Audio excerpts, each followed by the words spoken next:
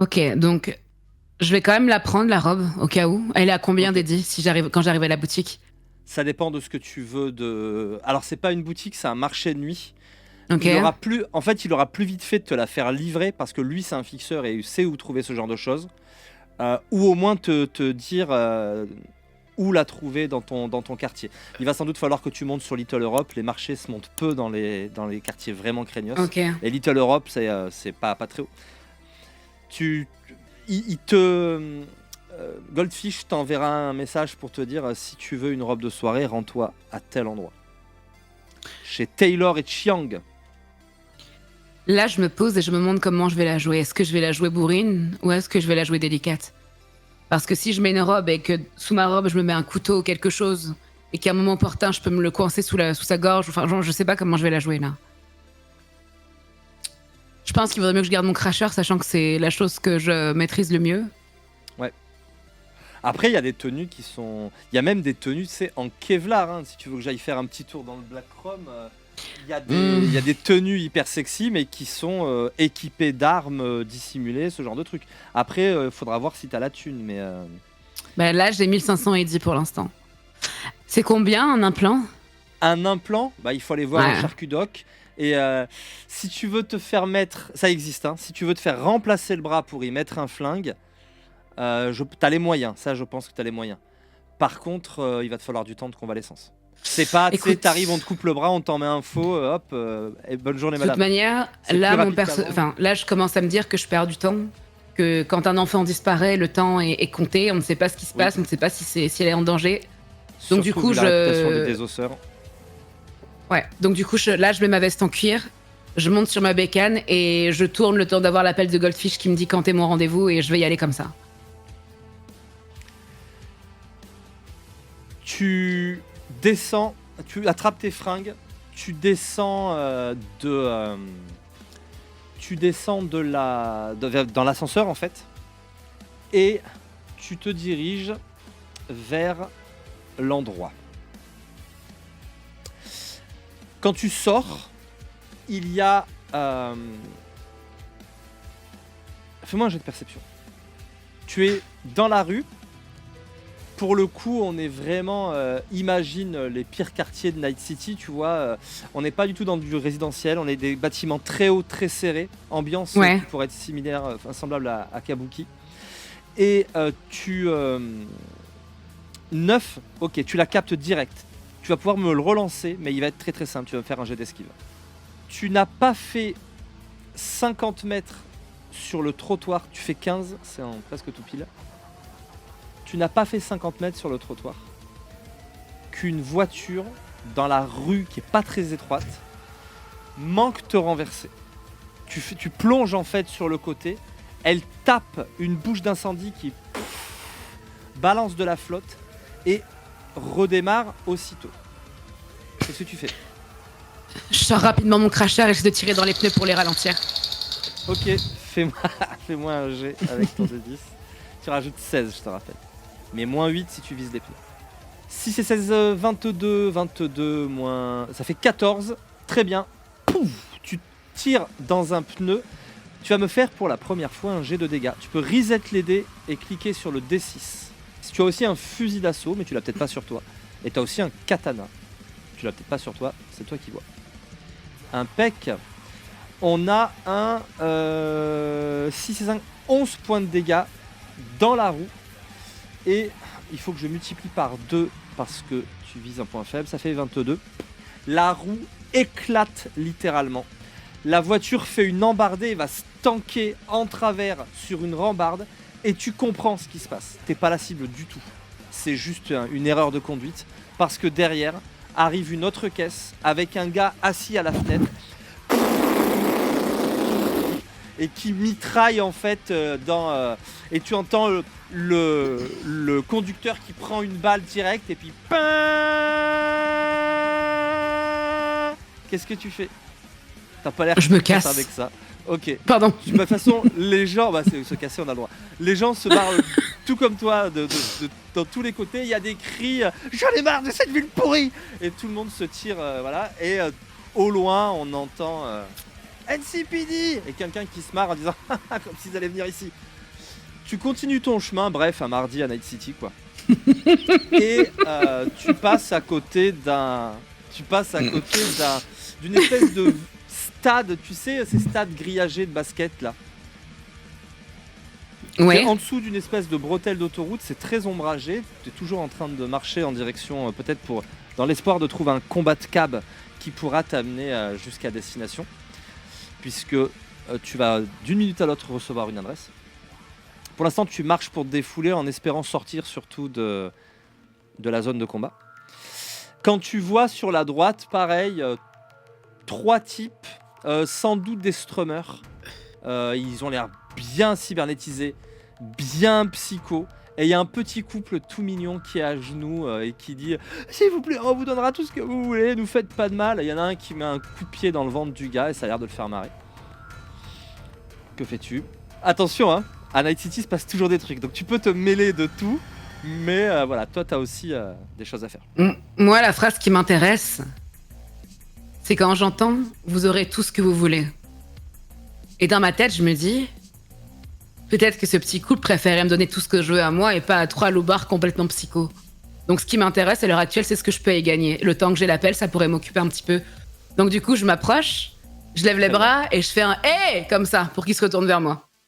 Les 3 gars se retournent vers toi et le petit couple à genoux, les deux te regardent. Ils sont kawaii à mort. Elle a des oreilles de chat. Ils sont lookés japonais kawaii. Elle est vraiment sapée en écolière mais flashy. Lui, pareil, on dirait un personnage de manga. Il a aussi un côté un peu écolier. Et sur son costume, là, tu sais, il a le costume vraiment typique noir des écoliers japonais. Et en fait, il a une espèce de liseré de néon sur la fermeture au milieu. Et les deux te regardent implorant, ils ne sont pas du tout japonais. Et les trois autres se tournent vers toi. Il y en a un qui s'approche, il a des espèces de pics métalliques sur la tête. Qu'est-ce que t'as toi aussi? Tu veux nous donner tout ce que t'as, hein? C'est ça? Ah les gars, il se retourne. Ouais, et si on l'a fumé, hein? J'aime pas sa gueule de toute façon. Hey, calmos, tchoum. Elle a les nibards à l'air, c'est la troisième qui vient de s'exprimer. Elle a juste 2 morceaux de ruban adhésif sur les tétons parce que quand même on est pudique. Ils ont le gars qui s'approche a un pompe, les 2 autres ont des cracheurs assez basiques.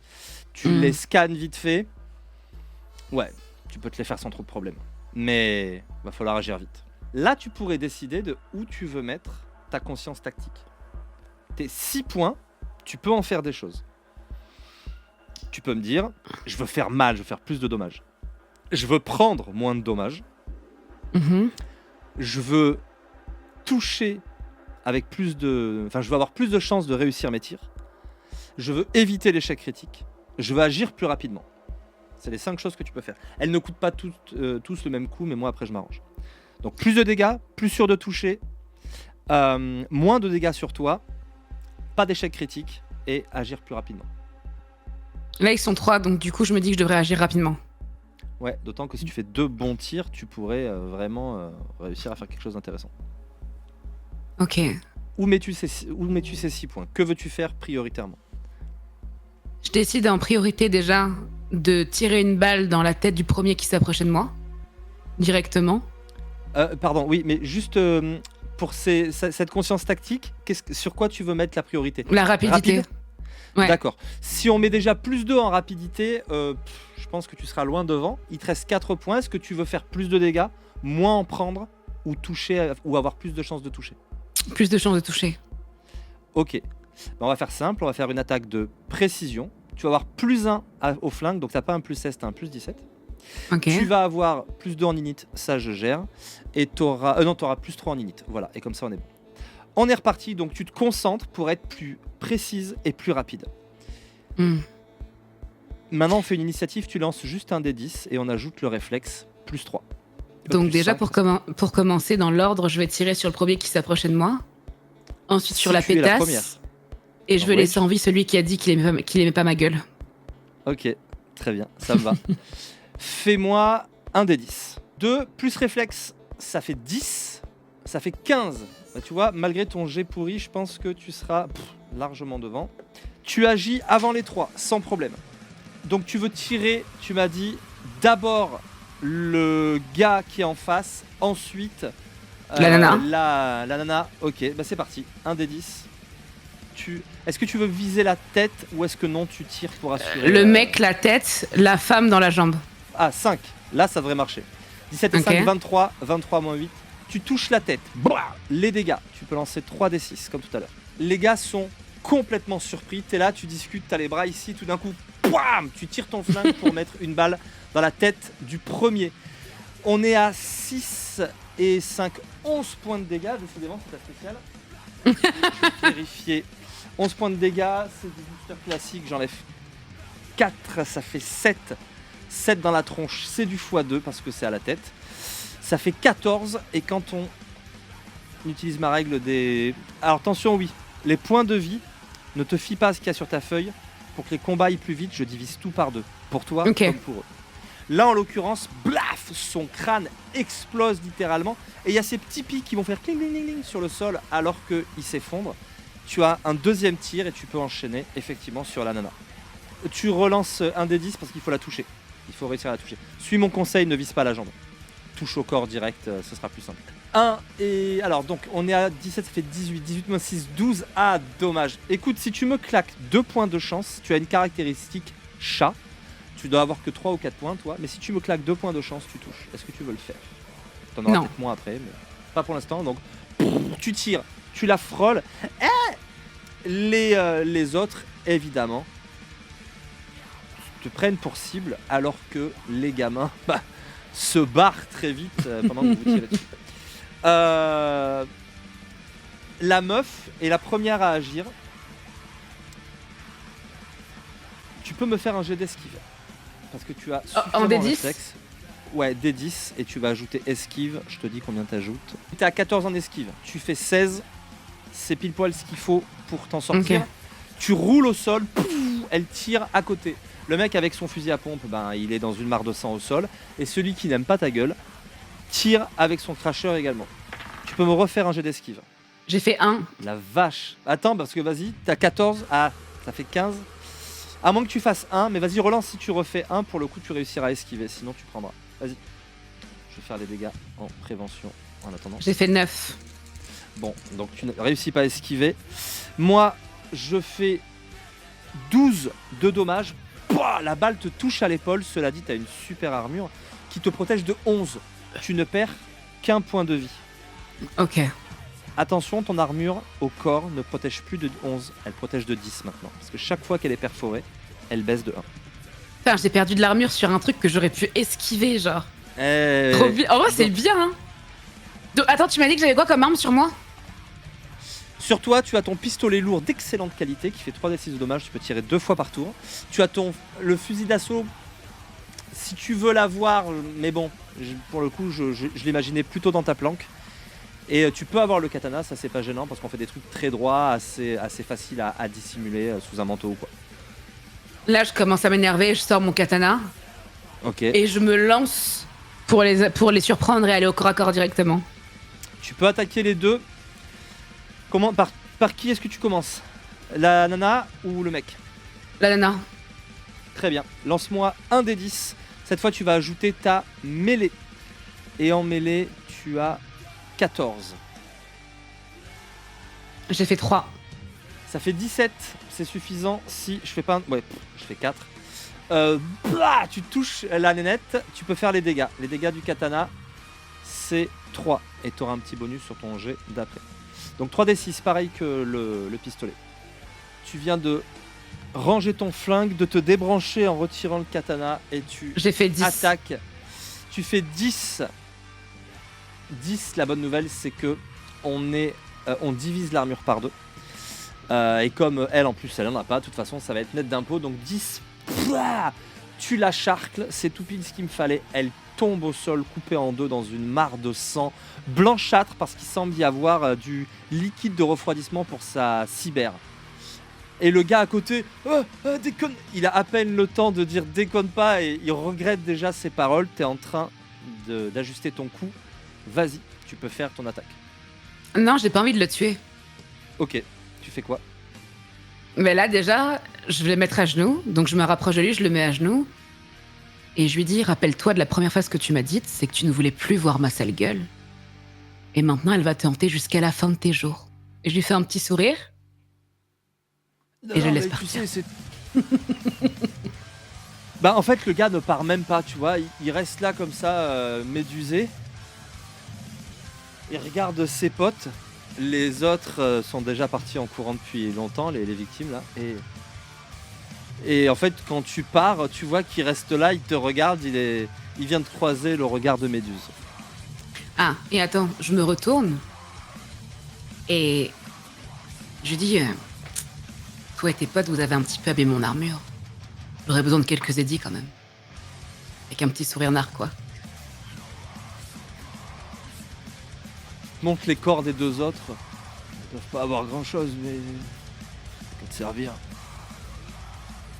Et du coup, je récupère les édits sur ses potes. Mine de rien, sur les deux, tu vas récupérer 70 édits. Tu te rembourses ce que tu as donné et tu auras peut-être même quoi de payer la course de combat de cab.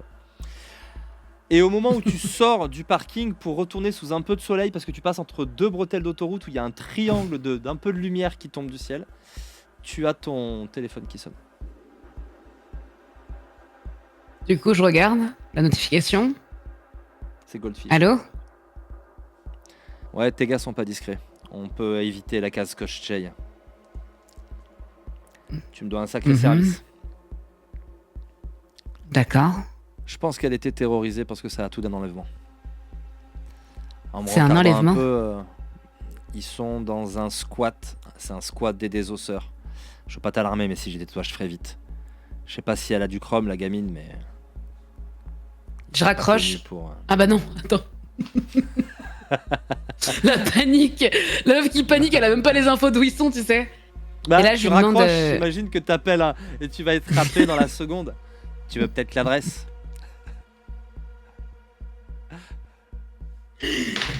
Désolé, Godfish, je viens de mettre à terre deux pommards. J'ai besoin d'adresse très rapidement et j'ai besoin d'agir vite. Ouais. Il te donne l'adresse. Malheureusement, tu ne vas pas pouvoir... si, pardon. Tu vas devoir traverser même le centre de Night City. Esquiver le centre-ville, puisque lui, de toute façon, il est impraticable. Pour aller de l'autre côté de la baie de San Mauro. Parce qu'ils sont l'adresse qu'il te donne est à Watson, au nord de Night City. Est-ce qu'il y a moyen d'aller plus vite? Quand combat de cab, une Navi. Mais sinon, ou piquer une moto si t'en trouves une. Mais encore une fois, ça court pas les rues. Et tu pourrais te faire un gros ennemi parce que vraiment, ça coûte très cher les véhicules. Mis à part une moto, quelqu'un qui prendrait en moto pour aller plus vite que le combat de cab, c'est compliqué. Il y a la Navi, hein, bien sûr, mais t'as pas ça dans ton attirail. Je marche dans les rues, je me dépêche et je regarde autour de moi. Et là, je repère un mec avec une moto. Alors ça, c'est moi qui dis. Mais tu peux me faire un jet de chance. Oui, parce que toi, tu ne contrôles que ton personnage. Tous les éléments extérieurs, ça vient du MJ. Mais putain, écoute, non, langage, mais pour le coup, ça tombe bien parce que le jet de chance que je te demande, il faut que tu fasses en dessous de ta chance. T'as 3, t'avais très peu de chances de réussir, mais tu fais 1. Écoute, il y a une moto. Je m'approche du conducteur et je dis, écoute, j'ai une urgence, c'est-à-dire que là, j'ai ma fille qui est en danger. Je sais qu'on se connaît pas, j'ai besoin que tu me déposes à un endroit, j'ai beaucoup d'édits, je te paye si tu veux, y a aucun souci. Une silhouette en cuir avec un col assez haut lumineux qui enlève son casque, qui se tourne vers toi.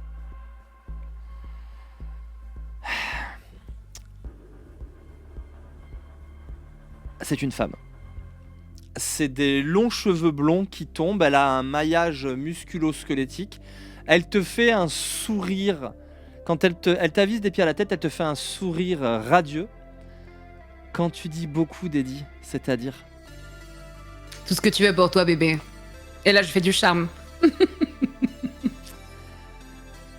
Eh ben, je sais pas, dis une somme. J'ai beaucoup d'imagination, tu sais. 200 édits. C'est très peu, mais... C'est ça, beaucoup. Ouais, je pensais que tu serais plus généreuse que ça. suis pas sûr d'avoir le temps pour 200 Eddie, malgré ton joli 200 minois. Eddie, un restaurant et une nuit de folie. Fais-moi un jet d'habillement et style. Parce que ton 15 plus 1 ça fait 16, moins 1 ça fait 15. Donc ça va. En tout cas, elle semble t'entendre. Double le nombre d'Eddie, garde la suite des propositions et je suis ton chauffeur. Je lui fais un sourire et je lui balance les 400 Eddie. Ok. Tu grimpes sur la moto, accroche-toi. Elle envoie les gaz plein pot. C'est une Zonda, sa moto a priori. Et c'est une très chouette moto. Elle met les gaz plein pot. Et autant te dire que tu ne vois pas le chemin passer, ou presque. Vous remontez, vous passez dans Little Europe, beaucoup plus propre. Tiens, là il y a la présence du NCPD. Vous allez passer sur un grand pont. Quand tu vois qu'au bout il y a un barrage de bagnoles cramées, tu te dis non, c'est pas vrai. Elle fait un genre de truc, elle monte sur le trottoir, elle passe à côté du barrage. Et c'est la femme de ma vie, ça y est. T'as les Ironsats qui étaient là, qui tirent en l'air, qui font mais il n'y a même plus de respect. Vous êtes en train de vous barrer en direction de Watson. Vous passez près d'une station essence où il y a 3 meufs qui sont en train de sortir un mec de sa voiture et de le tataner pour lui piquer sa caisse. Enfin une station essence, une station de Chutu. Tu vois 2 mecs qui sont en train de s'avoiner et il y en a un qui est en train, quand il est au sol, de sortir un couteau et qui le plante littéralement à même le trottoir. Voilà. Enfin, une journée banale dans Night City quoi. Et après quelques minutes de route, elle te laisse. Ça doit être là-bas, 50 mètres.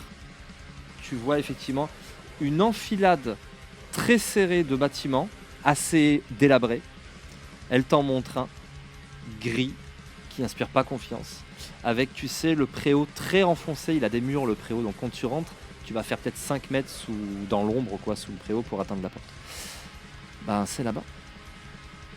Tu m'excuses si je t'attends pas, mais tiens. Elle sort un... C'est quoi ton numéro? J'imagine que tu as un numéro. Oui, donc du coup, je lui fais un sourire radieux, je lui donne mon numéro de téléphone et je lui dis, écoute, m'oublie pas, et je repars. Elle te file le numéro de ce qui semble être clairement un jetable. Et... Elle m'a arnaqué? Non, mais c'est un téléphone pas traçable. T'es en train de te dire que t'es pas tombé sur une fille qui aime bien la moto. Il est possible que tu sois tombé sur un peu plus que ça, peut-être même une edge runneuse comme toi. Oh.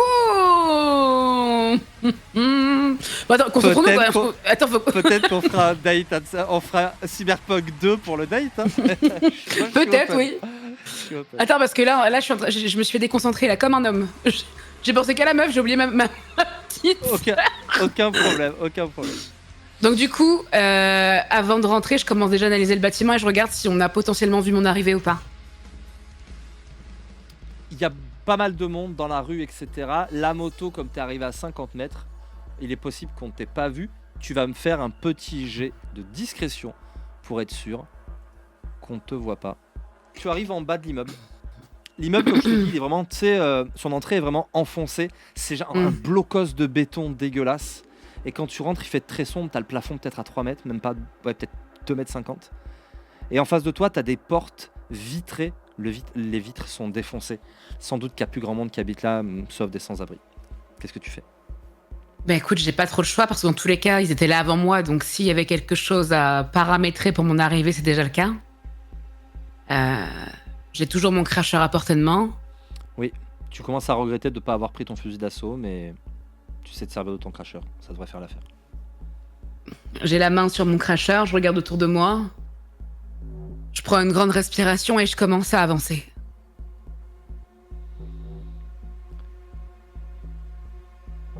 Tu marches sur les bris de verre sur le sol, les morceaux de poussière et de cailloux. C'est du néon maladif qui éclaire cet escalier bétonné, noir. Et d'ailleurs, très vite, tu vois qu'au premier palier, au premier virage, il y a un type au crâne rasé qui fume une clope. Il est très maigre. Il pourrait ressembler à la description de ce que t'as dit Grorik sur l'un des deux qui a amené Amy. Il est de profil, il semble pas encore t'avoir vu, mais c'est qu'une question de temps. Qu'est-ce que tu fais?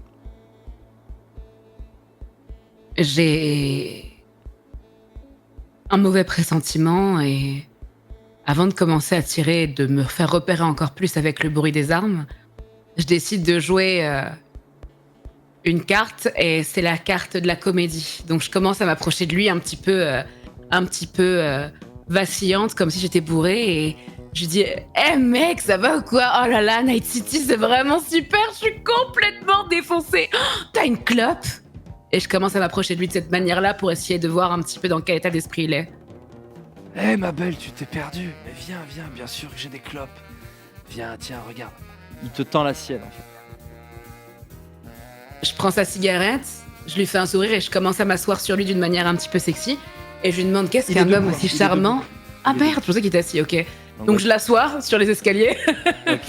Et je commence à demander qu'est-ce qu'un homme aussi sexy fait à Night City tout seul en train de fumer une clope dans un espèce de bâtiment délabré. Alors, t'es très charmante.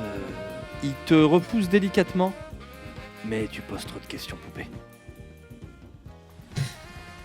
Et là, très rapidement, je sors mon cracheur et je lui mets sous la gorge.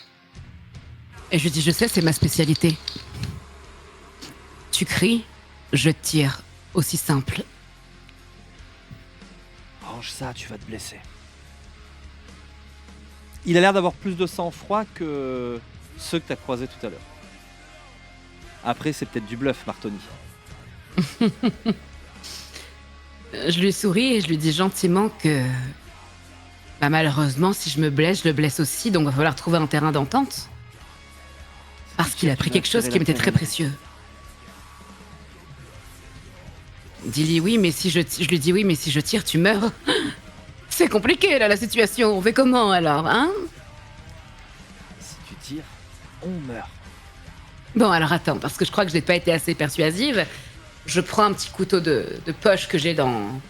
Alors on va faire une initiative, parce que quand tu as le flingue comme ça, il bouge pas trop, tu es assis sur lui. Quand tu mets une main comme ça, que tu te déconcentres un peu, on va faire une initiative. Tu lances un des 10, parce que lui, il va agir aussi rapidement qu'il peut. Ouais, ou pas. J'ai fait un 6. Tu vois qu'il va attraper un truc dans son dos, qu'est-ce que tu fais? C'est toi qui agis la première, mais il faut aller vite. Tu as bagarre aussi, tu pourrais l'étrangler par exemple, sachant que l'étranglement, si ça passe, il n'y a pas de dégâts. En 3 rounds, il est out. Par contre, faut pas que tu le lâches, quoi. Est-ce que le couteau, c'est possible si je lui plante dans la main, vu qu'il allait sortir quelque chose? Tu as ton katana, mais tu n'as pas de couteau, toi. Ah mince. Parce que je te dis ça, parce que je pense que je suis matrixée par les couteaux, parce que ma run Cyberpunk, j'ai joué lancer de couteau, enfin peu importe. Ah ouais. D'accord. Ouais, c'est pour ça. J'ai joué full lancer de couteau dans la tête. L'étranglement se tente largement, hein. T'as ce qu'il faut pour le réussir. Mais ouais, mais l'étranglement, j'aurais pas mes réponses et je pourrais pas préparer probablement le terrain de savoir ce qui m'attendra après. J'aurais pas d'avantage à ça. Étranglement, tu peux le déplacer. Tu as le droit de te déplacer avec lui. Et tu peux le faire parler. Si tu prends le risque de le faire parler, il peut crier. Je vais le faire parler. Donc de toute façon, si tu le... Enfin, là, tu risques de faire du bruit quoi qu'il arrive. Je vais le faire parler. Donc, étranglement, tu tires, tu fais quoi? Étranglement pour l'éloigner et essayer d'avoir une discussion tout en lui mettant mon cracheur sur le ventre pendant que... Ok. Ça va. Tu pourras peut-être pas tout faire, mais pour l'instant... Ouais, mais tu vois l'image, genre, menaçante en fait, genre, ouais. Ça va. Tu vas me faire un jet de bagarre pour commencer. Et moi, je vais tâcher d'y résister. Eh ben, ça fait 25, ce qui est un excellent jet. 25. Vraiment, il est hyper surpris. Il allait choper un flingue dans sa poche. Tu le retournes. En fait, tu lui passes. Vraiment, tu lui prends le dos, comme on dit en MMA. Tu lui glisses comme un califourchon. Tu le chopes et vous êtes en arrière dans les escaliers. Il vient d'en lâcher son flingue. Par contre, vous êtes au sol. Mais tu réussis à le maintenir. Et pour l'instant, il se débat. Que fais-tu? C'est toi qui décides là. Mais tu vois, je te l'avais dit, si on avait discuté, ça se serait passé autrement. Donc du coup, qu'est-ce que je fais? Est-ce que je te tue ou est-ce que tu parles? T'as 2 solutions, c'est simple. Il va sans doute rester quelques secondes de plus, mais quelques secondes de plus peuvent lui coûter la vie. Et il va vraiment faire... il va taper sur ton avant-bras parce qu'il est clairement pas capable de parler. Bon bah, tant mieux. Donc du coup, je remets le cracheur sous sa gorge pour le remenacer quand même. Et je récupère la clope qui est tombée pendant qu'on se battait, je la remets à ma bouche comme ça. Ah, je kiffe. Reprends un point de chance. Elle... Elle est là-haut, ta gamine. C'est bon. Marre de faire, je me casse. Le gars se lève et semble quitter les lieux. Non mais là, je le rattrape par si tu le l'école. relâches. Non, je dis non. Alors, tu doutes bien que si je suis là, c'est parce que je sais que ma gamine est là en haut. Mais qu'est-ce que tu lui veux et qu'est-ce que vous voulez à ma gamine? C'est ça ma question. J'en sais rien, c'est pas moi qui donne les ordres. T'as rien entendu? C'est Artyom qui nous a dit de la récupérer. Moi, je l'ai récupérée. Ils font leur sauce là-haut. Je dis, bah, enfin, si. Mais si je te dis, j'ai peur que ça te mette en rogne, quoi. Je pourrais pas être plus en rogne que maintenant, donc maintenant, dis-moi les choses. Oh, je suis pas sûr. Le boss, il est en train de créer un réseau. Un réseau de quoi? Un réseau très sale. Qui fait que... Je crois qu'il avait projet de se faire une liste. Tu vois, il fournit quelque chose de dégueulasse, mais il garde les noms de ceux qui se fournissent chez lui. Et comme ça, bah après, il peut leur faire pression dessus, il peut les faire chanter. Et le réseau... Réseau de prostitution? Plutôt des vertus, avec des gens pas toujours d'accord, et pas toujours majeurs. Et toi, donc là, tu participes à cette horreur? Non, moi je fais ce pourquoi on me paye, c'est tout. Si je te laisse partir, tu vas fermer ta gueule? Bah, si t'es poli, peut-être.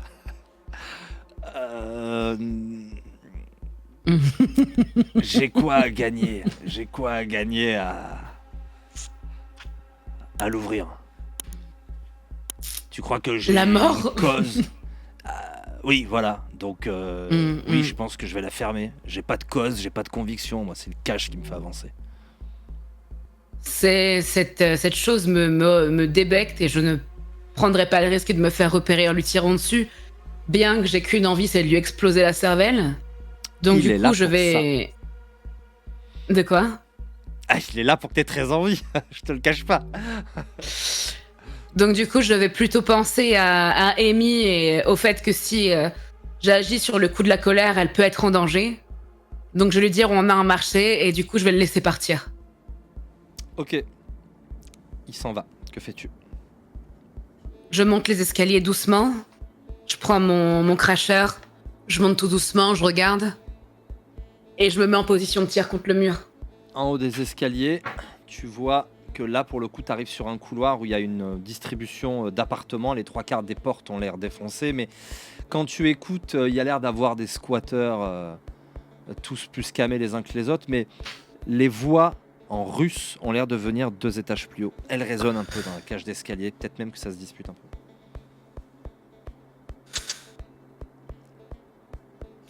Je décide de m'approcher des camés. Comme nous étions en fin de journée, j'avais pas précisé les derniers rayons de soleil que tu as vus tout à l'heure. Le ciel est en train de s'obscurcir. Tu t'approches des camés, pardon.